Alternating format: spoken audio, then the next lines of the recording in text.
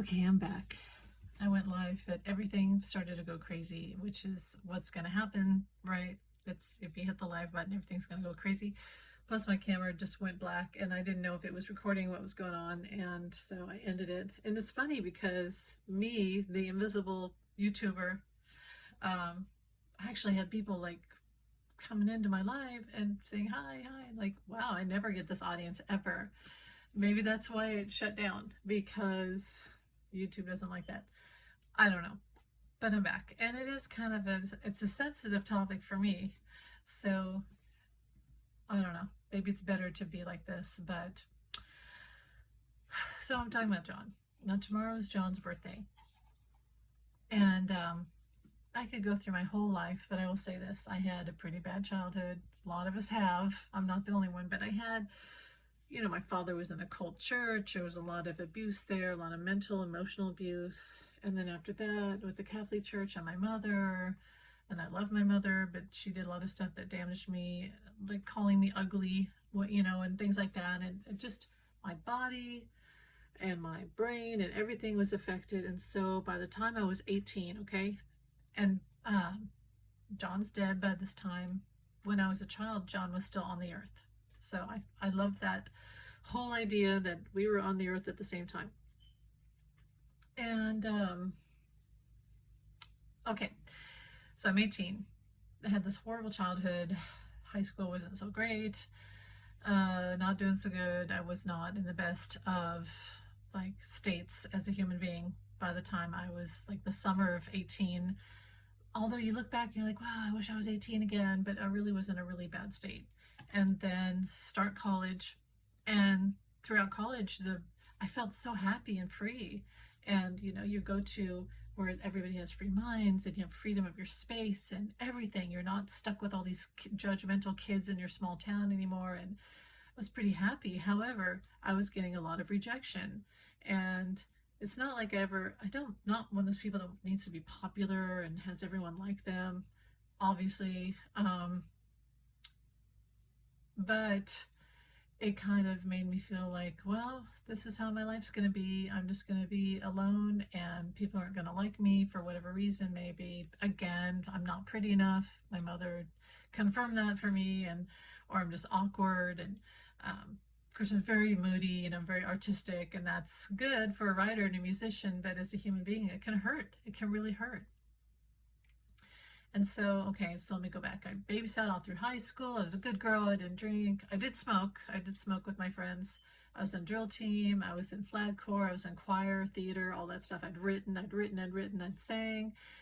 And a very deep, passionate person, but I was a good girl.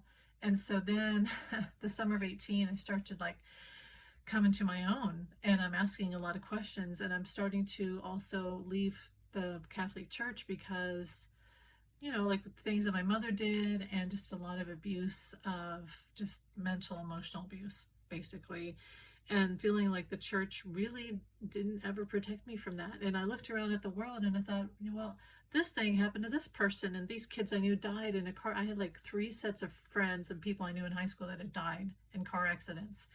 And then a girl that I'd been babysitting got cancer in her eye and lost an eye. And I just remember I was like, is there a God? Because if there is a God, why is God letting this happen? Why are people hurt? Why do people get hurt? Why is there war? Why is there famine? Why is all this? Why is there abuse, death, all these horrible things going on? And I just thought, you know what? And I left the Catholic Church, and my mother was very upset about that. But it's like, I don't want to believe in a God that would hurt people, so I just choose not to believe in God anymore. And to be honest, that was very freeing. That freed me a lot. But I was also very angry at God. So that's just a preface to why, like with John, my relationship with John. So before that summer when I was 18, I finally graduated. I had my first car. I worked at Walmart. I had my first real job outside of babysitting. And I was outside of my small town finally. I was living more like in a bigger town, or just like living life. I still live with my mother, but you know what I mean. Experiencing more outside of my small town. But I kept having this feeling of like depression, and like not wanting to be on the earth, and this like feeling let down by God and angry at God and everything.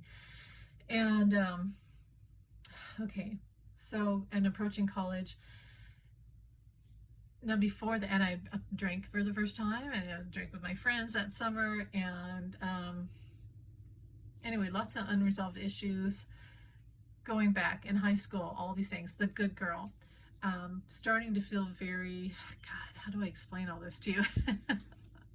See, I should write this all in a book, this very strange tale, but starting to feel very much like, why am I here?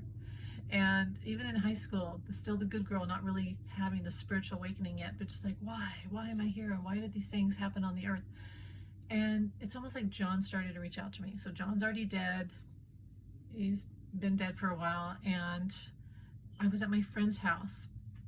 And because of my mother, I started to spend a lot of time with my friend at her house. So I'm at her house, and this movie is on one night, and it's about John Lennon. And of course, I knew about the Beatles. I knew all of that. And so I watched this movie, and there's a scene where John and Yoko are outside their big home in England, and this homeless guy comes up, and he's like, "Oh, John, I've followed you everywhere, blah, blah, blah." And John's like, I know you feel attached to me, but, I don't know who you are, but, we're human beings, and come in and I'll feed you. Basically, I'll come in, and he didn't really judge the guy. He was like, just come in and I'll feed you. And I remember going and laying down in my friend's room that night, and we stayed up late, and laid down, and my eyes are open, staring at the ceiling, and I just thought, I finally saw a human being treated someone like a real human being. I finally saw decency in humanity. And it kind of woke up something in me.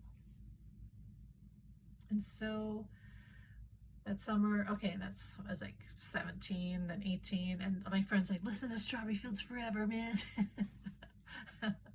And she had LSD and pot and all that, and I hadn't done any of that yet.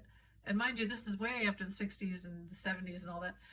But I was like, and I remember I tried to listen to Strawberry Fields Forever, and I was like, whoa, this is like a major drug song. And I just felt it was too heavy, and the psychedelic aspect of it was too much for me. I was still in that good girl, straight-laced, whatever mode. And so then graduate, summer of 18, I'm really depressed, but I have my job, I have my car. Why? Asking the universe. And then, but then awkward at school and feeling very alone at school, and like, wow, people don't like me, or I'm not making friends, and I'm still alone here, just like I was in high school, but I'm even more alone, and just feel like I just don't want to be on this earth anymore. And so then it's October 9th, so it's John's birthday. I didn't know that. But I'm sitting in my car, and it's an October day, just like this. beautiful sunny October day. And I'm sitting in my car, and the local radio says it's John Lennon's birthday. He'd be blah, blah, blah, blah, whatever. Here's Imagine. And they start to play Imagine. And I've told this story before, but I feel like this light come through the car, my old Chevy that I had. and it's like John's in the car with me, and I just feel that light and that warmth go through my head, through my entire body.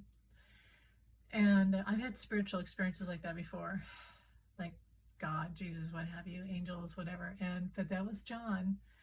And ever since that moment, it was like sitting in my car, like crying to myself, and just feeling like, oh my God, this is so beautiful, and this human being. And I sort of recalled the moment where I saw the movie where he fed the homeless guy, and it's like, what a beautiful person, and I get it now, I get it.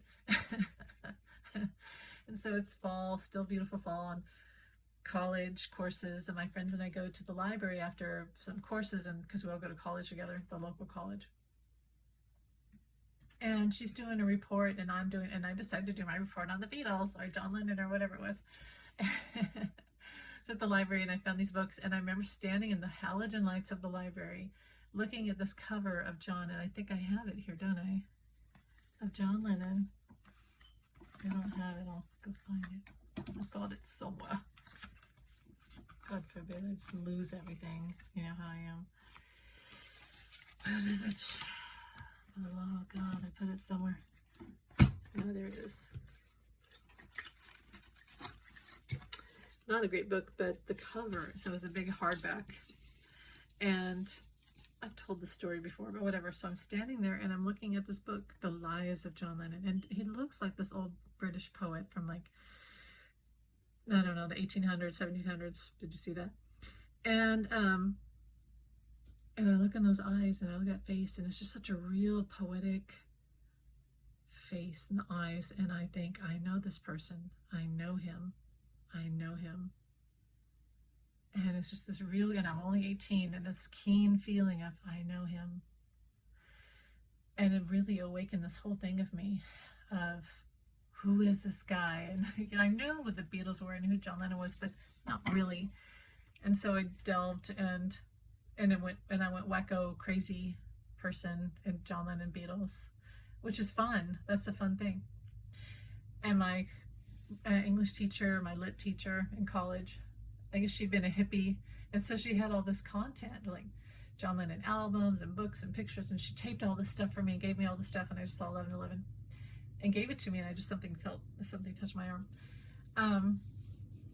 And so thus began where John pretty much provided everything I needed. So after that, the radio had Beatles A to Z, and like every Beatles and John Lennon song, and then I went to the record store, and all, you know, John's solo work with all the booklets, and not in the where they were supposed to be, but in different albums. And I just, like, it was like he provided everything, literally.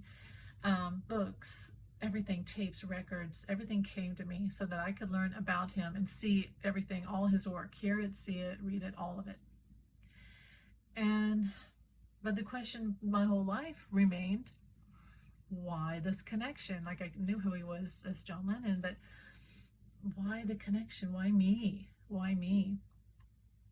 So I'd say that went through my whole life. And when I would sort of drift away from it, marriage and all these things, and life starts to pull you away, as it's really supposed to do, right?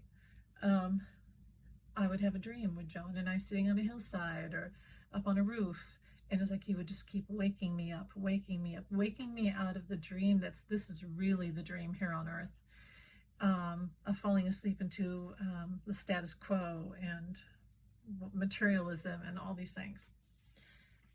And he would just keep waking me up. So he would wake me up, and then I would go write music. I would keep it real. I would do the art, do the music, poetry, writing, whatever. Politics, keep it real. He's always woken me up, and he's never let me sleep, but he's also never really let me be famous. And I feel there's something in that where John really didn't want me ever to be famous. Now, but still, why? Why John? Why John Lennon? God, this is so hard to explain, but I've felt him with me almost every day of my life since that moment when he woke me up in the car. And it wasn't until, I don't know, 2018 where he really started to show up. And then after my divorce, and then 2020, I saw him on the ground, I saw him in the sky, I saw him on the floor, and it was just everywhere. And 2020 is a birthday celebration. I was like, well, he's not going to be with me, he's going to be with his family. Of course, spirit can be in several places at once. But I'm like, oh, I'm not going to pull on him. I'm not. And then he appeared on the floor in the sunset, like a perfect image of him on the floor. Like, it was exactly like him. And something I realized the other day, by the way, is that when you see, and I see it a lot, when I see spirit face on the ground when I'm taking a walk with my dog, or on the wall, what have you, and I'm like, why is that? It's because spirit is light. I'm seeing their projected imagery on the ground and sidewalk or wall, whatever, because spirit is in the light. So of course I'm going to see them. Of course I'm going to see him because he's around me so much. But, you know, I had to. So 2020, I really have to do a lot of research of why me and why John? What's our connection? And I still do that. But basically, he's kind of made me feel like I was his mom. And, you know, I've talked about this before. His mom, Julia, who died when he was like 17 or whatnot. And it really makes sense.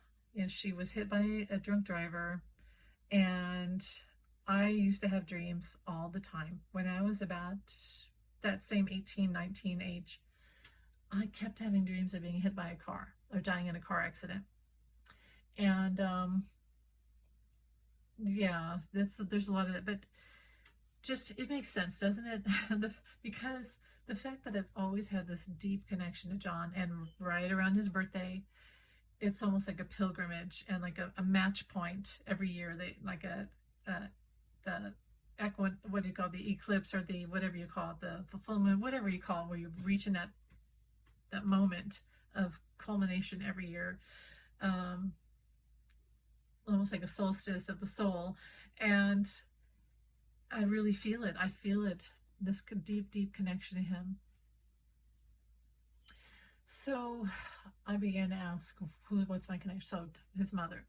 Um, Many lifetimes. We've been together many lifetimes in many different ways. And that's spirit, not just karmic, but, people say twin flame, and, I hate that phrase, or twin soul. I believe in twin soul, or just connected souls, or soul groups. I don't think John and I are karmic half as much as we are like really connected, like almost like split souls. And I'll tell you that I, on a small scale, on a non-famous scale, have experienced very identical things as John in my own like way. Almost like markers in my teens of things that he went through, I went through too. Um, yeah, I had Aunt Khaki, he had an Aunt Mimi, and I would go back and forth between houses. I got my first guitar. My aunt gave me my first guitar. Aunt Mimi got him his first guitar. And yeah, it's like back and forth from rich house to poor house, this type of matriarchy to that matriarchy. And just, I don't know, just a lot of things. They're very similar, very similar. Even we look alike. It's just a big connection between us. So I don't know what I'm trying to say now, because I do feel the energy pulling. I've told the story, but I do feel like it was his mother. Okay, so I painted a picture of his mother you saw a while back of Julia. And I do disconnect myself. I'm Amy, his mother was Julia, but when I put it together, I do, and like ears are burning right now, I do feel very close that I was his mother. And he's told me in various ways that I was. But anyway, a while back, I was looking in the mirror, and I had painted this picture of his mother, very specific smile, pose, hair, all that. And I was looking in the mirror, and I sort of like smiled at myself, just being weirdo. And it's like, oh my God, it's that picture. Wait. That's her. I see her, and I'm starting to see her more when I look in the mirror. I'm starting to see her spirit more, maybe because I'm getting older, and we're just merging more in spirit. I don't know, but yeah, that's a weird thing that's happened to me a couple times lately, where I look in the mirror and I see her. And so, but don't you think that would explain everything? Like seeing his orb every day, hearing his voice on tape, seeing him in the sky, and being obsessed, to write about him, and not wanting to be obsessed. Yeah, I'm a great Beatles fan, but there's something else going on. And I've always said that there's something else going on. And when I think it was probably his mother, but it's not just, and you have to understand, it is like romantic. But in that realm, yeah, I was just his mom. But I do have like, it is like a love. I have a deep love for him, and like a romantic love. It's weird, but it's true. But I'm also just a big Beatles fan, um and yeah, John visits a lot of psychics. I always feel like if anyone watches this, they're like, but John loves me, and because John has visited a lot of people. It's a lot. He visits psychics, and he has a lot of connection with lots of different people. But again, mine's different. It really is a different. It's just hard to explain, but I have explained it, I hope. And tomorrow is his birthday again, and last year I got lots of symbols from him, numbers and codes and music and different things that happened that said he was around. But I also feel very lonely, because I want so much to hear from him. And I've always likened it to somebody being off in war, or someone being in another country, and you're just hoping they'll send a postcard or a picture. And that's what it's like with John. I really want to hear his voice, or to see him, or get some confirmation. So it can be very hard. Oh yeah, that one time a few years back where I hadn't gotten much from him, and then the front porch light went out, and I changed the light bulb. I was like, well, that's weird. So I changed the light bulb, came back inside, it didn't work. Brand new light bulb. So I put the old one back in there, it didn't work. And I was like, whatever, I'll just have to go get new light bulbs tomorrow, whatever. And then it works. And I was like, okay, that's John, because that's what he does. He messes with electronics and lights and things like that. So anyway, I'll post this. It's gonna be really long. I might make another video tomorrow, but that's my thing. Like, I don't know, what can I say? I've told this story and other people get comfort from it. Some people think it's crazy, I'm sure, which I understand.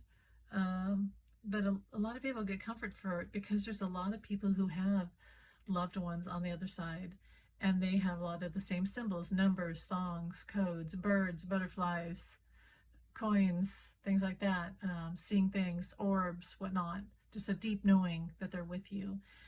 Sparkle orbs, sparkle hearts.